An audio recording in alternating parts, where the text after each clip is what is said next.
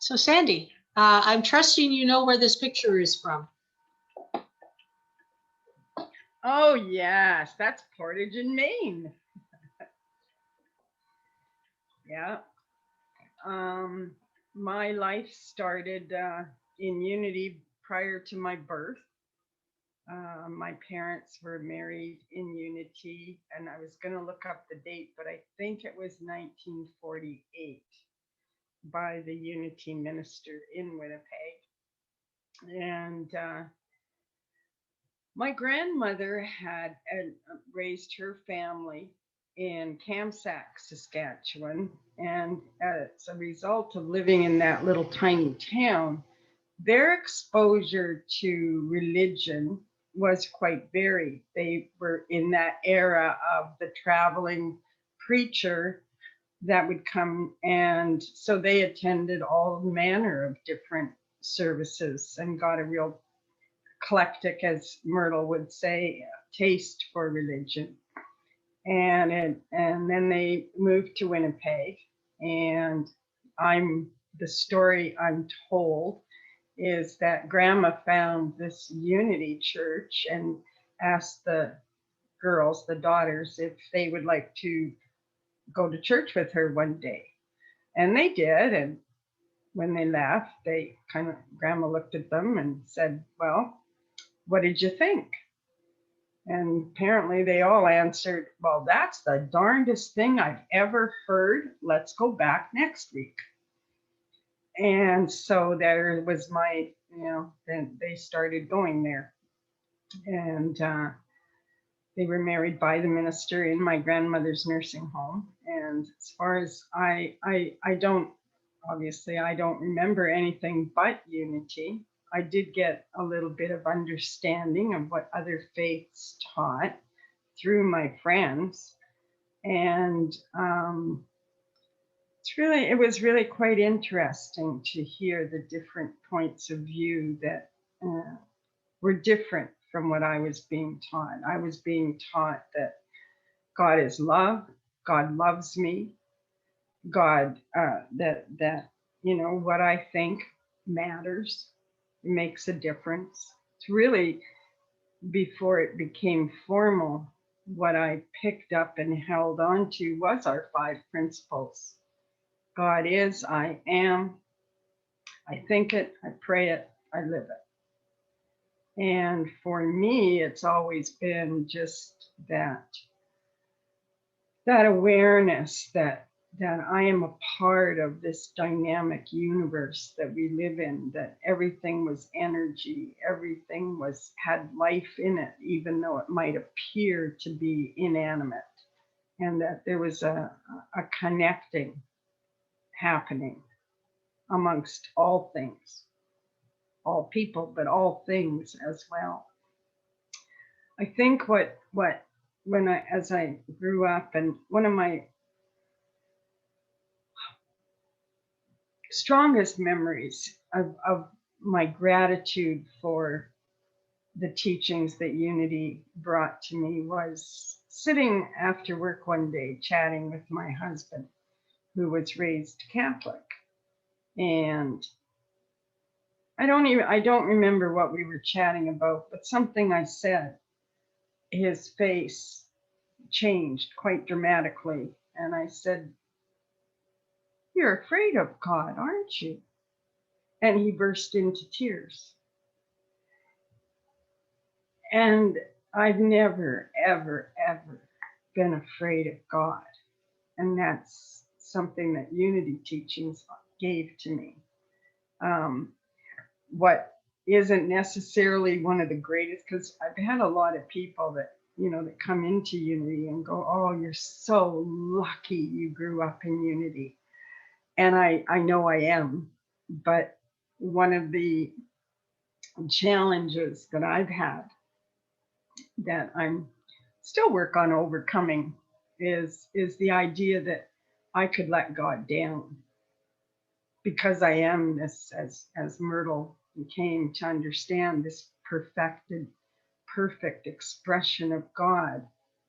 If I'm judging what's going on in my life as not so much, well, then it's my fault. And I've worked to overcome that.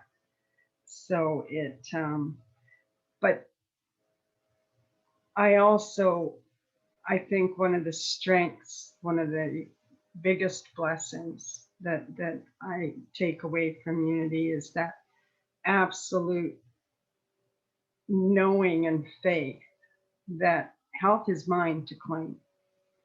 And I don't get sick very, very rarely. Um, so having health is as we get older, more and more precious. And I expect to, I don't know if I can achieve the level, I'm not going to say one way or the other, of the level that Myrtle was able to achieve. Part of her story that Wendy didn't get in there today was that when she passed, she went around to all the workers at Unity at the village and in the office at that were looking after the letters and the printing, and she said she was leaving. And they said, "Oh no, we need you. You can't leave. You can't go." And she said, "Oh, I won't be far away. I can just do my work better from the other side now." And she went home and went to sleep. And I just think that to me is my Myrtle wow moment, that she had such authority over her body when she was doing her healing. Yes, she asked her body to forgive it, but she also, with much authority, talked to each of her centers and said, "You wake up now. You do what you were made to do." And I talk to my body. I let my body know. I really do immerse myself in the idea of anything is possible with God. That the rules that man has discovered so far are not the limit, that we can be healed from anything if we believe it's possible. Those are probably my favorite words of Jesus. His first, I think he was a master psychologist. His first question usually was, "Do you want to be well? And do you believe it's possible?" And that wellness comes in the form of everything: relationships, prosperity, career. And I've witnessed what I would call miracles in my life, where things worked out that by all science shouldn't have. My mother was healed from lupus, which they say doesn't happen. And I really wish the whole world could understand these principles that we teach in order to really bring the very best and perfect of themselves to the table for all of us to be blessed by. And so with that, I'm going to bow out, and hopefully Mariette's going to be able to share where she's coming from, being more recent to the teachings. Because I don't think time is any indicator of your readiness to put these principles into practice in your life. As I said, I grew up in Unity, and some of the folks at the church that I knew from a child and grow up and think like a man, and attended for 20, 30 years and still never got it. Still never really understood the depth and power of what Unity teaches. And so it doesn't matter whether you're here for the first time and you only found us 2 days ago, or whether you've been in it for 50 or 60 years. Your ability to put these principles in action in your life, or can be in the twinkling of an eye.